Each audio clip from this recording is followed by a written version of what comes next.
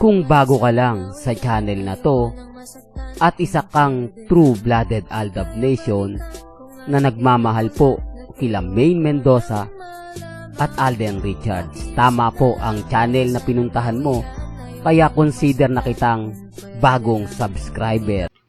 Welcome back mga kaaldab. Ito na naman po ang inyong lingkod, si Mr. Destiny. Dito po sa video na to, pinapakita ko lang po sa inyo na si Alden Richards po ay kasama rin pong dumalo sa kasal nila Jose. Di po ba? Kaya yung mga nagre-react po na si Alden Richards, si Congressman Arjo at si Maine, remind ko lang po, hindi naman po magpapakita dyan si Mengay at si Congressman Arjo kung wala rin si Alden Richards di po ba? Pansin nyo lahat po ng mga pinupuntahan po minsan ni Alden Richards at ni Mengay sumasabit si Congressman. Ang ibig kong sabihin, pagkita nyo, pag umalis po ng bansa si Alden Richards tapos umalis din ng bansa si Maine, sino yung kasama niya? Di po ba? Sinong pinapakita niya? Si Congressman Arjo. Pero pansin nyo na kapag umaalis po ng ibang bansa, iba po talaga yung kasama. Remind ko lang po sa inyo na nagpapakita lang po si Congressman Arjo na kasama si Mengay kapag ka nandyan si Maine Polkerson o si Richard Polkerson Jr. Kaya nga po, yung mga nagre-react po sa akin talagang inis na inis. Pero okay lang po yan. Gaya po ng pinapaliwanag ko at madalas kong sinasabi, hindi naman po ako namimilit Di po ba? Kasi alam ko, yung mga bali-balita po na ganyan, talagang pang-inis lang at pang-asar po sa akin. Di po ba? Nagagalit lang po sila kay Mr. Destiny dahil nga po tuloy-tuloy yung pagbibigay ko ng update. Kasi mga ilang Aldab Nation nga po raw nawala na.